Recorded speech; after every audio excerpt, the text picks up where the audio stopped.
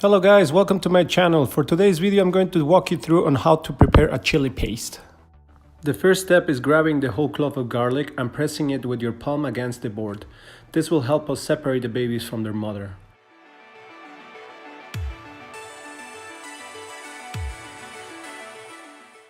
Grab a knife and give it a small punch and cut through the top. After that the skin should peel easier.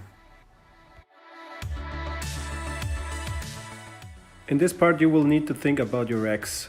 Grab the knife, place it on top of the garlic and give it a decent punch. This will help on the slicing and dicing process. If you're not used to work with knives, please take your time and avoid cutting your finger. This is not part of the recipe.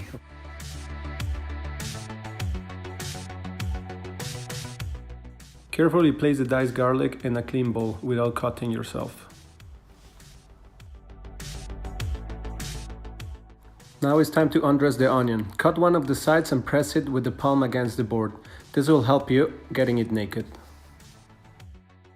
For this recipe, you only need 1/2 of the onion. Slice it in the middle and decide which piece you will use.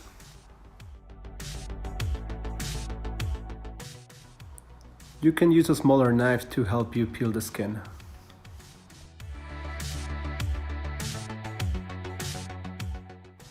Grab the onion and use your middle finger to guide your knife. While cutting, try to get as closer to the root. This will help you keep the onion together.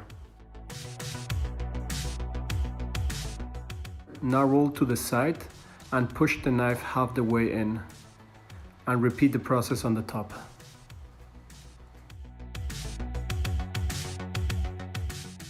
Hold the onion together and with your middle finger guide the knife and dice the onion in small cubes.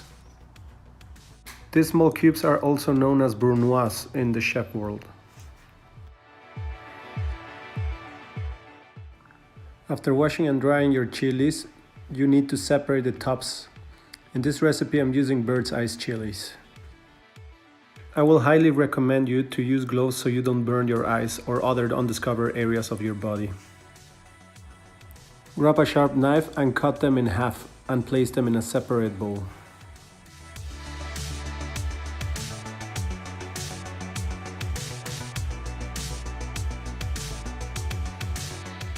Once you're done, place the chilies back to the chopping board and grab a spoon.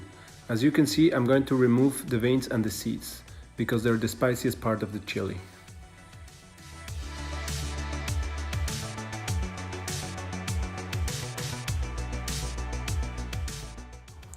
After 45 minutes deseeding the chilies and crying because I scratch and touch my eyes, grab a knife and slice them.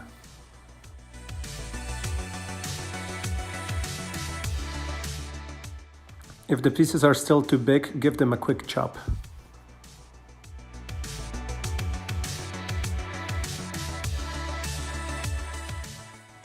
Preheat a pan to medium-high heat and add some olive oil, or any oil you prefer to work with.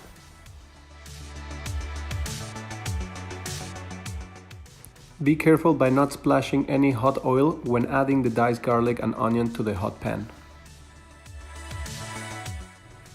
Keep stirring the garlic and onion in medium-high heat. The moisture of the onion will prevent the garlic of burning. This will help caramelize the natural sugar in the onion.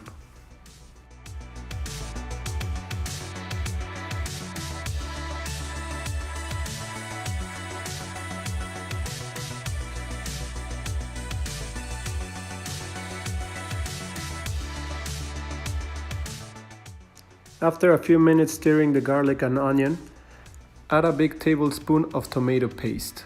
This will help you give body, flavor, and of course color to your chili paste.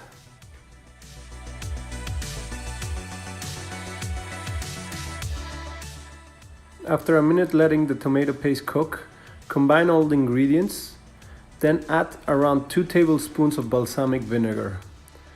This will help you deglaze the pan and add some sweetness and acidity. Deglaze means adding any liquid to remove or dissolve the browning from the pan. This will help you intensify the flavor. Keep stirring everything to avoid getting it burned and add all the chopped chilies.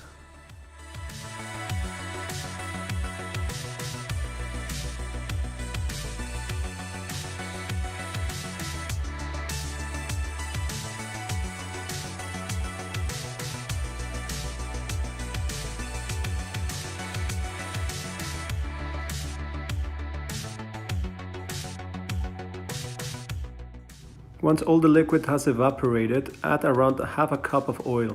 In this case, I'm still using olive oil, and then give it a good stir.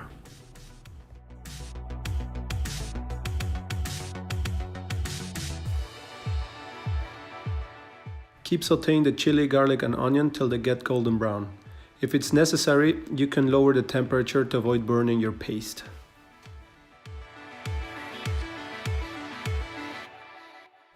For the seasoning, add fresh ground black pepper and salt.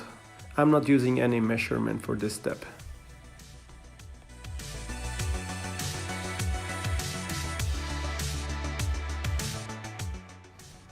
Once it reaches the color of your desire, cool it down and store it in a container.